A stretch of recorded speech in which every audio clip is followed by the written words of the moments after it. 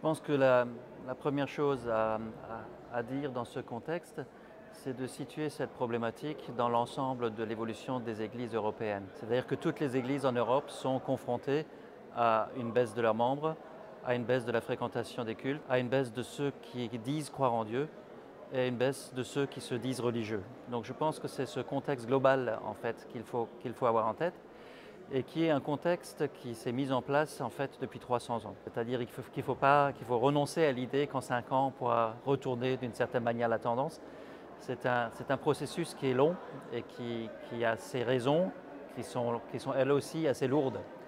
Il s'agit de la pluralisation des convictions religieuses et autres. Il s'agit d'une différenciation des différentes fonctions au sein de la société où la religion n'est plus qu'une fonction parmi d'autres. Et puis il y a l'émergence de l'athéisme et de l'agnosticisme dans nos sociétés. Ce sont des facteurs qui sont lourds. Alors à côté de ces facteurs, il y a quand même aussi, et ça me frappe dans ce que je vois ici, il y a un certain nombre aussi d'émergences de nouvelles manières d'être religieux, mais aussi d'être protestant. Et ça, c'est assez intéressant, c'est-à-dire qu'on voit qu'il y a des ministères spécialisés, mais aussi des ministères paroissiaux. J'ai des collègues en fait qui me racontent ça très fortement en fait pendant ces quelques jours, qui ont en fait un succès, y compris numérique. C'est-à-dire qu'il y a un certain nombre de gens qui se tournent vers le protestantisme.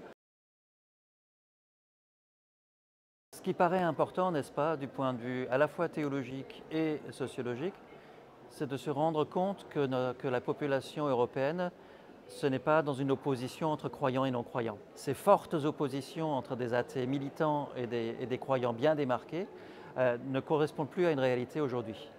Nous avons toutes les positions intermédiaires. Les athées convaincus et les chrétiens engagés représentent deux pôles et entre les deux, il y a toutes les attitudes possibles et imaginables. C'est ce dont il faut bien se rendre compte. Et ça signifie justement que si nous voulons rendre plausible une attitude croyante en Église, nous avons besoin en fait d'offrir des lieux où elle puisse être expérimentée à titre expérimental. C'est-à-dire des situations en fait qui sont à la fois ecclésiales, des activités qui sont à la fois ecclésiales et autres. La diaconie, c'est à la fois de l'Église et c'est du social. La musique d'église, c'est à la fois de l'art et c'est de la religion. Je pense à cette copine à 17 ans qui disait « moi je ne crois pas en Dieu sauf quand je chante du Bach ». À ce moment-là, elle pouvait éprouver la plausibilité de l'attitude croyante.